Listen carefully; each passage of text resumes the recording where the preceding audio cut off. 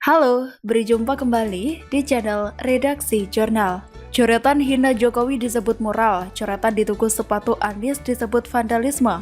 Denny Siregar sesuai ukuran kebencian, ditulis oleh tim Redaksi Jurnal dari berbagai sumber.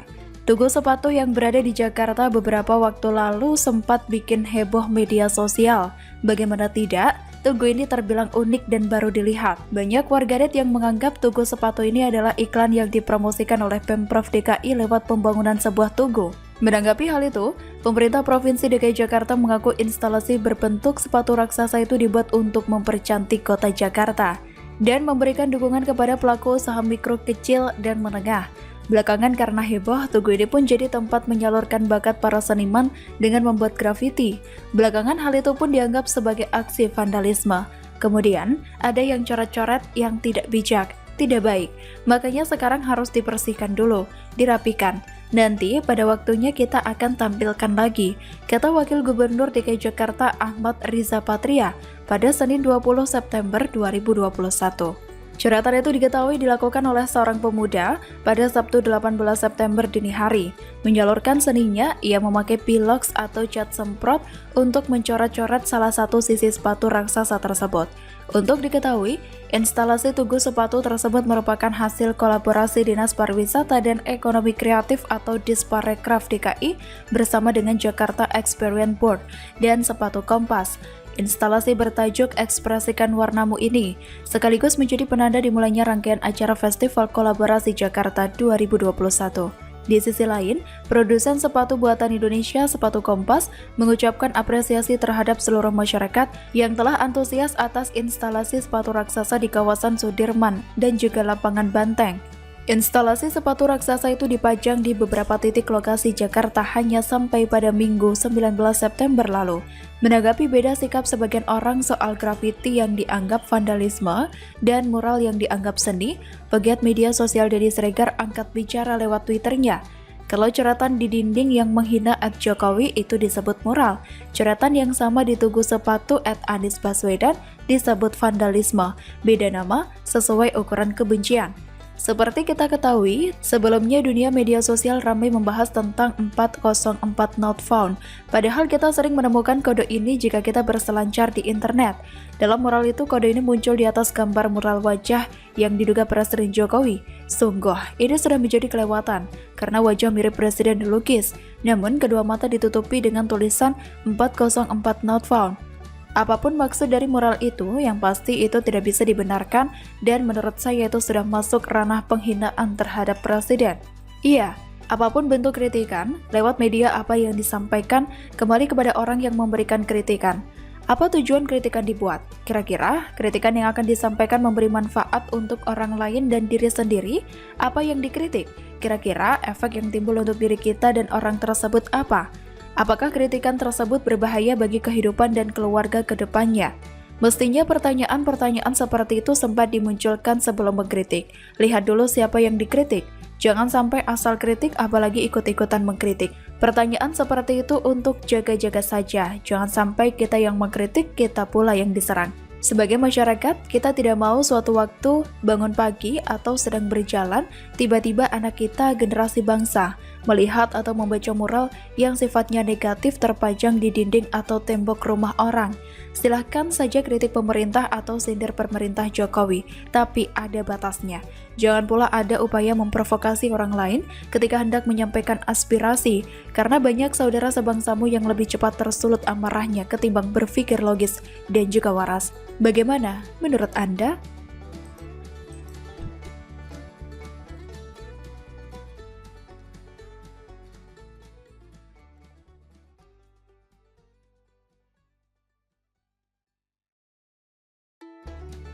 Halo, berjumpa kembali di channel Redaksi Jurnal.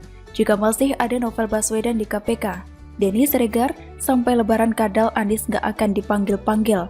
Dikutip dari tribuntimur.com. Bagian media sosial Denny Siregar ikut berkomentar terkait Komisi Pemberantasan Korupsi yang menjadwalkan pemeriksaan terhadap Gubernur DKI Jakarta Anies Baswedan dan Ketua DPRD DKI Jakarta Prasetyo Edy Marsudi pada Selasa 21 September 2021.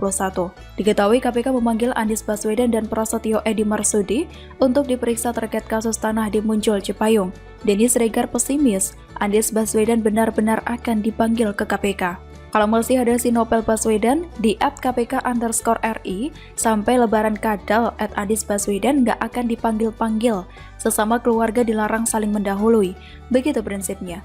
Tulis Denny Siregar lewat akun Twitter @DennySiregar7 pada Senin 20 September 2021 pukul 10:47 malam. Seperti dikutip tribuntimur.com. Pada postingan sebelumnya, sahabat Abu Janda dan Eko Kuntadi tersebut tampak membagikan link artikel terkait Anies Baswedan yang dipanggil KPK terkait kasus pengadaan lahan di Muncul. Eng ing eng, tulis Denny Siregar pada Senin pukul 10:20 malam.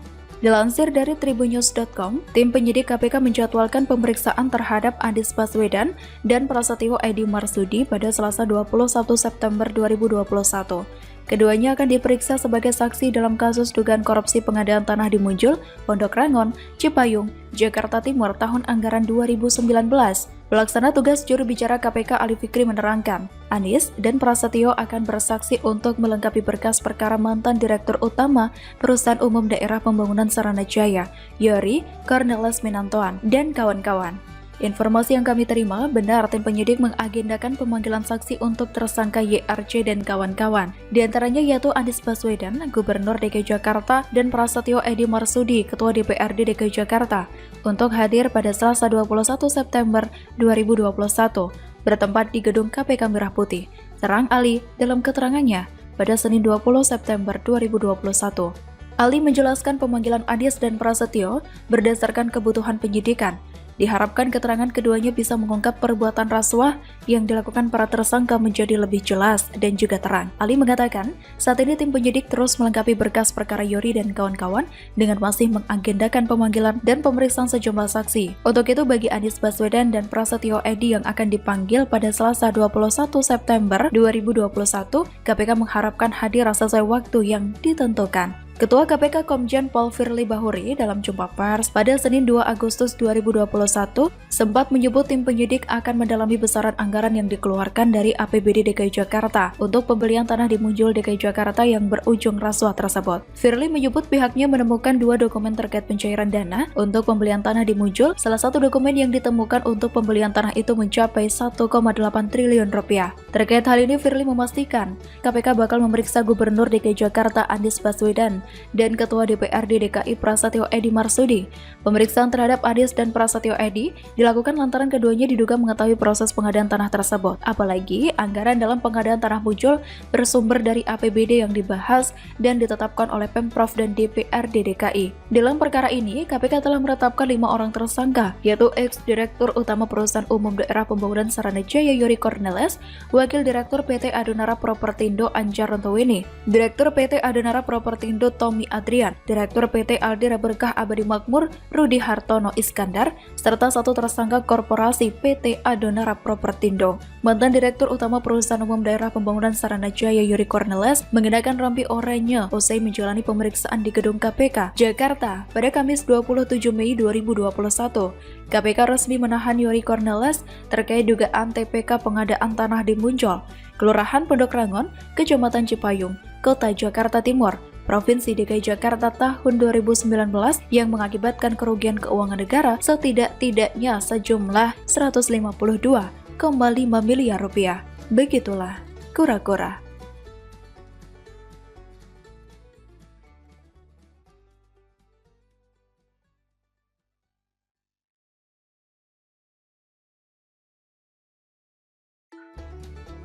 Halo, berjumpa kembali di channel Redaksi Jurnal.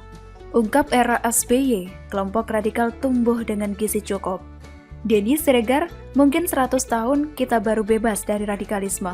Dilansir dari netralnews.com. Denny Siregar membuat cuitan mengungkap bahwa di era Susilo Bambang Yudhoyono, kelompok radikal mengalami perkembangan pesat karena menggunakan pendekatan berteman.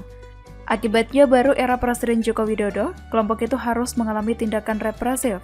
Zaman pemerintahan SBY memang tidak ada demo besar karena masalah agama, tapi bukan berarti negara ini aman, karena di masa itulah kelompok radikal itu bergerilya dan tumbuh dengan gizi yang cukup dan dibiarkan berkembang biak. Seperti ada kesepakatan antar mereka dan pemerintahan SBY waktu itu, untuk sama-sama menjaga supaya tidak saling bersinggungan demi ketenangan bersama, kata Denny Siregar pada Minggu 19 September 2021.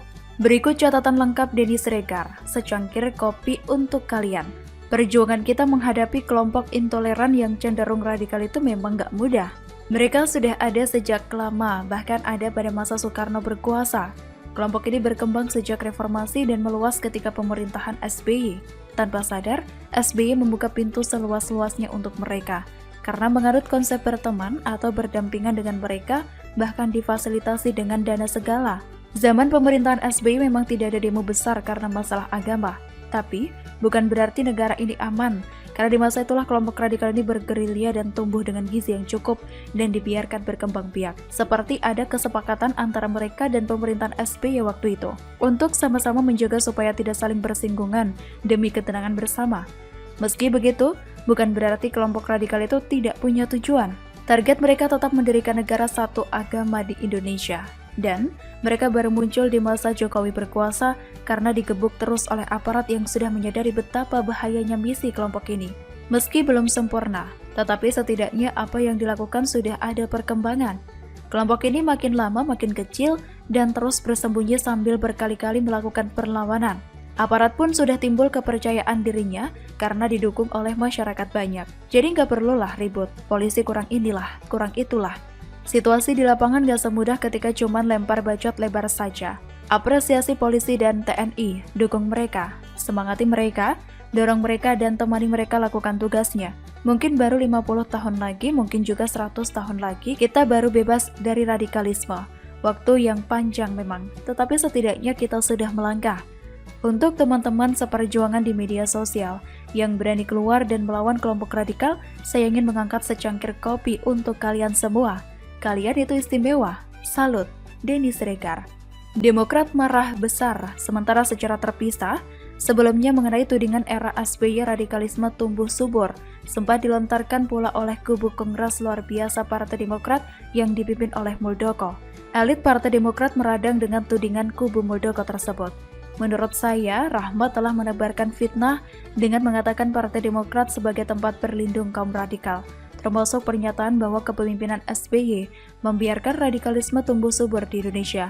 Pernyataannya dapat menyulut kemarahan tidak hanya kader dan simpatisan Partai Demokrat, namun juga rakyat Indonesia, kata Wasekjen Partai Demokrat Ossi Dermawan kepada wartawan pada Senin 29 Maret 2021.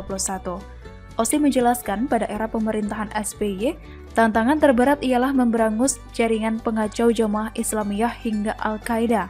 Menurut Ossi, SBY mampu menumpas jaringan tersebut. Perlu saya sampaikan bahwa setiap masa ada tantangan masing-masing. Sebagai contoh di era SBY, tantangan terberat saat itu adalah membasmi organisasi pengacau Asia dan dunia yang bergerak di Indonesia, seperti Jamaah Islamiyah yang berafiliasi dengan organisasi pengacau internasional Al-Qaeda. Terbukti pemerintahan SBY mampu menghancurkan sel-sel pengacau tersebut dan melumpuhkan serta menangkap aktor-aktor utamanya. Jadi yang diselesaikan bukan hanya sekedar pembubaran ormas lokal, tapi membasmi organisasi pengacau Asia dan dunia, ujarnya. SBY dan jajaran pemerintah juga berhasil menjaga keberagaman kehidupan yang majemuk di tanah air, baik dari segi agama, suku, dan etnis dalam bingkai NKRI, sambung Ossi. Atas dasar penumpasan jaringan pengacau hingga menjaga kemajemukan tanah air, Ossi menyebut SBY mendapat penghargaan internasional. Ossi menyebut penghargaan tersebut sebagai wujud pengakuan internasional. Itulah mengapa pada tahun 2013 SBY mendapatkan penghargaan sebagai Negarawan Dunia 2013 World Statement Award dari Appeal of Consent Foundation, sebuah organisasi yang mempromosikan perdamaian, demokrasi, toleransi, dan dialog antar kepercayaan yang berbasis di New York, Amerika Serikat. Ini merupakan wujud apresiasi dunia terhadap kerukunan umat beragama di Indonesia semasa era pemerintahan SBY, sebut Ossi. Partai Demokrat menurut Ossi mendukung Presiden Joko Widodo menjaga kemajemukan di Indonesia. Untuk itu menurut Osi perlu keadilan dan kebijaksanaan. Kami mendukung segala upaya Presiden Jokowi dalam menjaga keberagaman, kebinekaan dan pluralisme Indonesia sehingga tercipta harmoni dan perdamaian di negara ini. Yang terpenting segala tindakan harus didasarkan pada keadilan atau justice dan kebijaksanaan atau wisdom, ujarnya. Jubir Kubu Muldoko Muhammad Rahmat sebelumnya menuding paham radikal tumbuh subur saat era pemerintahan SBY.